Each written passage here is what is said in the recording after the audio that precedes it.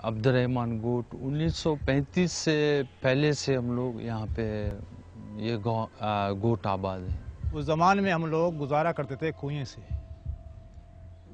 कुएं खोदते थे आगे इधर बीच में लश्करी गोट में, तो गुजारा होता था।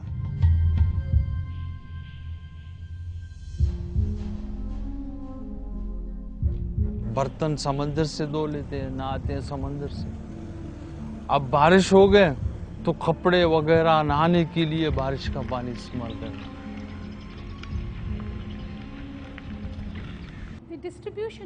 पानी की सप्लाई का जो नेटवर्क है, जो हालिजी झील, घारों वगैरह से होता हुआ शहर में दाखिल होता है, इसका दारोमदार पंपिंग पर है और पंपिंग के लिए बिजली का होना बेहद जरूरी है। इस तरह अगर वहाँ पे पंपिंग स्टेशन पे अगर लाइट चली गई तो अगर किसी का टर्न जो है वो 13 दिनों के बाद आना है इंटरनली, तो वो 26 दिनों के बाद फिर उसका टर्न आता है। This is what the situation and condition is. तो लाइन बिछा हुआ है सर, पानी देते नहीं है। अच्छा, हम लोगों ने धरना लगाया, प्रेस क्लब में जुलूस किया, काफ़ी लोग जमा हो गए, प्रेस क्लब, टाउन नाज़म, मारीपुर। तो यहाँ भी कुछ हासिल नहीं हुआ। एक टैंकर पानी देते हैं, फिर कहते हैं बस भाई लैंड ख़राब है, ये ख़राब है, वो अपना वो समझो लोग ने रोज़गार चालू किया है। बहुत अजीब और मुश्किल हालात हैं इन इलाकों की जहाँ आबादी कम है। मसलन गडाब, बिन कासिम और हब की तरफ का इलाका, यहाँ पाइप से रिसाव की वजह से, जिनकी अब तक मरम्मत ना हो सकी, पानी के बड़े बड़े तालाब बन चुके हैं और इन्हीं तालाब से पानी टैंकर्स में भरा और सप्लाई किया जाता है। 1000 रुपए का टैंकर हम लेंगे, पानी नहीं है, हम गरीब हैं।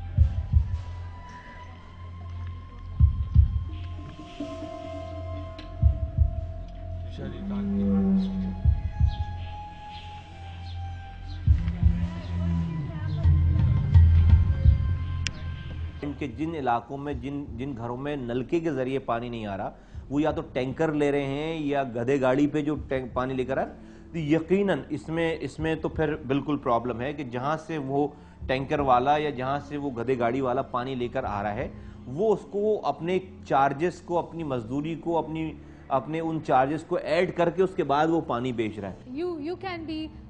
आप भी इस टैंकर्स माफिया के कारोबार और मुनाफे से आगाह होंगे। 7, 8, 9 चक्कर एक टैंकर रोजाना हमारे इलाके में लगाते हैं।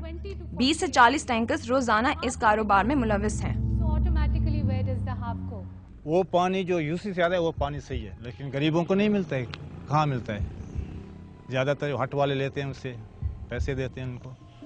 पोल्ट्री फार्म वाले हैं वो लेते हैं। जो गरीब गोट वाले जाते हैं, हाँ, इनका हक है। पानी का असल जो हक है गोट वालों का है। ये बना हुआ है यूसी गोट वालों के लिए।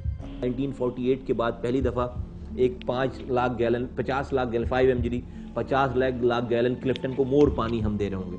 तो यू कैन इमेजिन कि पूरा एरिया स्ट्रेटेजिकली जो है वो उसके पानी की प्रॉब्लम रिजॉल्व हो जाएगी। What do you think the population? क्या आप अंदाज़ा लगा सकते हैं कि डिफेंस की टोटल आबादी क्या होगी?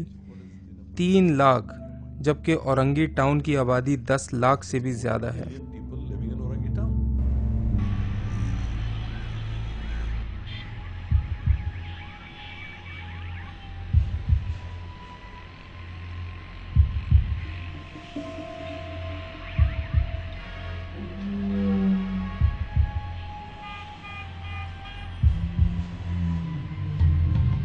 ये मेरा ख्याल में 100 रुपए से भरता है, हम 550 का देते हैं। टैंकर्स के जरिए पानी की सप्लाई को लोग एक मुसलसल और तसलसल के साथ सप्लाई का नेटवर्क समझते हैं। 1000 गैलन का टैंकर भरने में 20 से 25 मिनट लगते हैं। तो आप अंदाजा लगा सकते हैं कि कराची में एक दिन में कितना पानी टैंकर्स के जरिए बेच दिया जाता है। पानी किसी की मिल्कियत नहीं होता और ना ही पानी को इस तरह से बेचा जा सकता है। इलाकों में मौजूद वाटर हाइड्रेंट सिर्फ इन इलाकों को पानी पहुंचाने के लिए मौजूद होते हैं जहां पाइपलाइन के जरिए पानी नहीं पहुंच पाता। ये जॉब बिल्कुल KWSB को परफॉर्म करनी चाहिए थी, लेकिन KWSB ने ही रिक्वेस्ट करके आज से 10-12 साल पहले रेंजर्स को बुलाया था, जब वो जॉब नहीं कर पा रहे थे। ठीक है, उस वक्त के डिसीजन मेकर ने डिसीजन किए थे। KWSB should assure KWSB पानी की सप्लाई पाइपलाइन के जरिए ही मुमकिन बनाती है। तो सबसे पहले हमें गैर कानूनी सप्लाई को ख़त्म करना होगा। कच्ची आबादी दरअसल वो इलाके हैं जहां पानी की पाइपलाइन मौजूद ही नहीं है, इसीलिए यहाँ टैंकर से पानी की सप्लाई का गैर कानूनी काम जारी रहता है।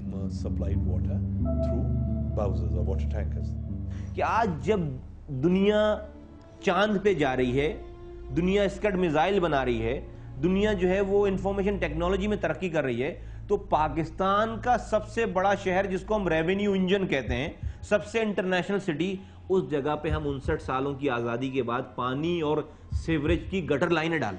गवर्नमेंट के पास कोई खास प्लान नहीं है। वो पानी की सप्लाई के मुतालिक सिर्फ ज़बानी दावे ही करती नजर आती है। The water distribution.